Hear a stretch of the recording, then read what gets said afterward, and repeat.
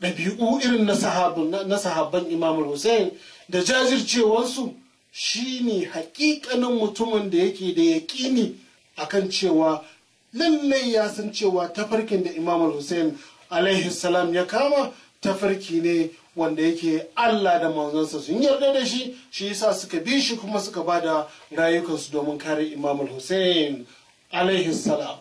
Waɗannan abubuwa mutum zai yi tunanin cewa mutumin da ya tabbatar ɗan yabi wannan zai je ya ba da ransa kuma lallai ba zai dawo ba za a ɗau ransa, to yaya aka yi, wace irin tarbiyya ce suke da ita har ya kasance ya ce da su sa iya komawa ya yafe musu, amma suka ce ina, kuma ya tabbatar musu da cewa lallai in suka biyo shi babu wanda zai da koma da ransa, shi ma ba zai koma da ransa ba, goban tabbas zai yi shahada, su ma kuma za a kashe su, amma suka dage suka ce su dai lallai sun ji sun gani kuma suna tare da Imam Hussein alaihi salam.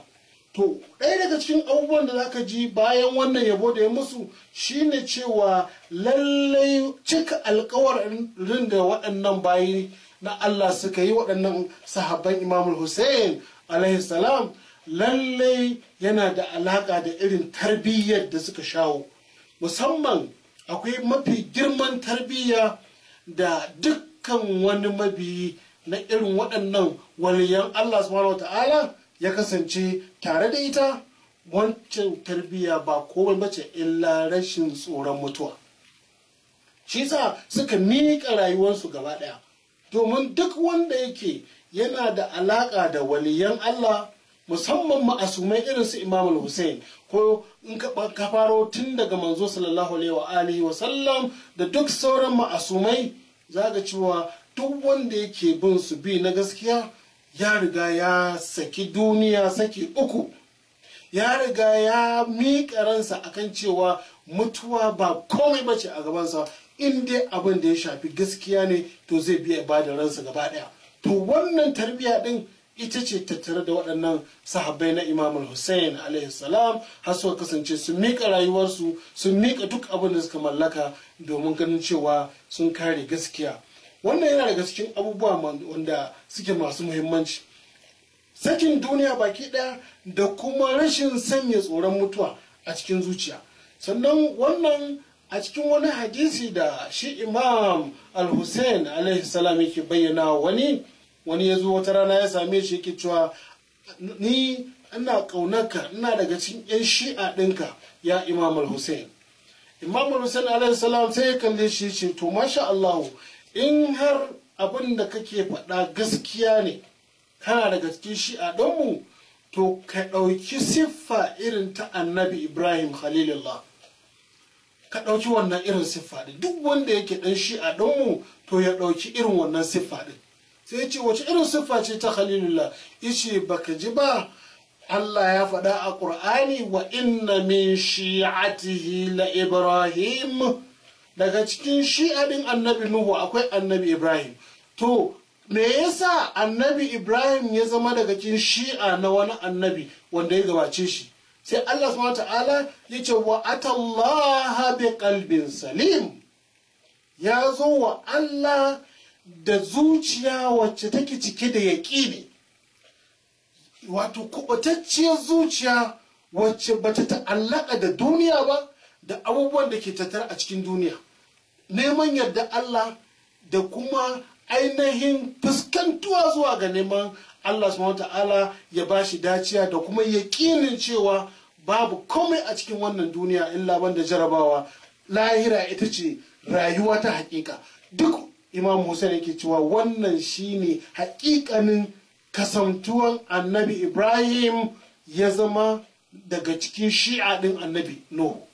Sannan wannan shine haƙiƙanin kasancewar mutum ya kasance yana da wannan abin da ake cewa kalbun salim, ya zama yana da zuciya, kubutacciyar zuciya.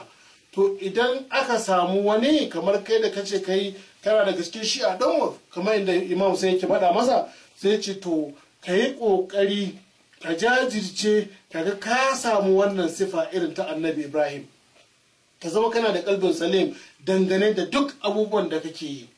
In kuwa ka kasa samun haka, sai Imam alaihi salam yake cewa da shi in ka kasa samun haka to ka tabbatar kai ba shi'a ɗinmu ba ne, kai masoyi ne gare mu. Allahu akbar. Haka imam ya gaya masa. To waɗannan sahabbai na Imam Hussein in ka duba suna da kalbun salim, yan shi'a ne na Imam Hussein hakikatan, shi yasa suka zama haka. To akwai abubuwa da dama, wannan tarbiyyar da suke da ita shi yasa suka jajirce wajen kare Imam Hussein da mika duk abin da suka mallaka dangane da ganin cewa abubuwa da dama dangane da abin da ya faru a Karbala sun iya jajircewa, sun kuma iya kasancewa dangane da kasantuwarsu tare da wannan ainihin bawan Allah. Babban al'amari wanda ya fi kowanne muhimmanci a cikin kasantuwar mutum ya zama ya bi gaskiya ya jajirce mata shine ya yi ƙoƙari ya warware mafi girman mas'ala ta asasi wacce take tattare da shi. Mafi girman mas'ala ta asasi da take tattare da mu ɗan adam wallahi ba komai bane illa mas'ala ta mutuwa. In ka warware wannan matsalar ba ka tsoron ka tafi zuwa ga Allah subhanahu ta'ala, to dukkan wani abu ka warware shi a rayuwarka. Wannan ne dalilin da za ka cewa duk masu bin annabawa da masu bin ma'asumai za ka ga duk gaba ɗayansu sun miƙa rayuwarsu ko gobe ko jibi kowane lokaci a shirye yake su ga cewa akan tafarkin Allah subhanahu ta'ala sun ba da ainihin duk abin da suka mallaka. Na farko ransu gaba daya da dukiyansu gaba daya da abin da duk suka mallaka. Imam Hussein akan hanya ya gamu da wani yake cewa ya imam gaskiya ina da uzuri. Yace me uzurinka? Yace uzurina shine har yanzu ban saki duniya ba, har yanzu ina nan zuciyata tana dan fara da duniya, shi yasa ba zan iya bin ka ba, amma in wani abu kake so ga raƙumai na zan iya baka guziri ka tafi da su zuwa Karbala. Na san abin da zaka je ka yi abin alheri ne, kuma na san akan gaskiya kake. Imam ne kalle shi ce to mu ba ma bukatan abin da ka mallaka, ba kuma ba bukatan raƙuman ka, ba ma bukata duk wannan ka bar shi a gurin ka. Idan da gaske ne kana so ka taimaka mana, kana son ka zama tare da mu, to ka biyo mu tafi tare da kai. Shi kuma haka ya faɗi cewa shi gaskiya zuciyarsa ɗambara take da ainihin duniya, ba kuma a shirye yake ya saki duniya din ba. Wanda ya nuna mana a fili kamar inda imamu ya gaya wancan wanda ya zo yake nuna masa shi shi'a ne, to wannan ba za ka tabbatar da shi shi'a ba ne, sai dai kullum za ka ce shi masoyi ne na ahlul bait alaihi wassalam. To amma abu mai muhimmanci a nan shine cewa ba da rai da ainihin miƙa rayuwa wajen kare gaskiya, to fa mutum ya tabbatar abin da zai kare din lallai gaskiyar ce, kuma lallai abin da zai kare din akwai yardan Allah da manzonsa a cikin wannan abin da zai kare, to sai je ba da ransa. Kada ya kuskure ya zamana shi yana daga cikin waɗanda suka jawo wa kansu wani abu na halaka da hannunsu ba tare da an zo an zalunce su bane. Saboda Allah ya hana wannan, ya ce wala tulqu bi aidikum ila tahluka, kada ku ɗauki kawukanku da kanku ku jefa a cikin halaka. Wannan kuma babu yadda za a yi ka ɗauki kanka ka ce kai kana daga cikin irin waɗannan sahabban Imam Hussein alaihi salam. Duk abin da suka fito yi da duk abin da suka tabbatar sun bi dukkan hanyoyin da Allah ya ce udu ila sabili rabbika bil hikmati wal mau'izati hasana. Sun bi dukkan waɗannan tafarkai da Allah ya ce abi, ku kira zuwa ga tafarkin Ubangiji amma da hikima da kuma wa'azi kyakkyawa, to sun bi.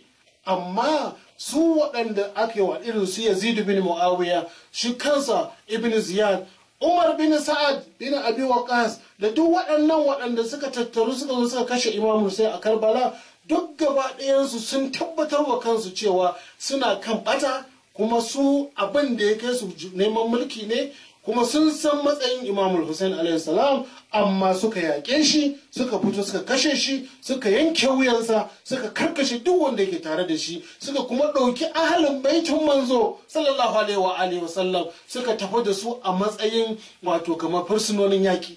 Wannan abu ya girmama. Wannan zaluncin ba ƙaramin zalunci ne wanda aka yi shi a cikin al'ummar musulmi ba.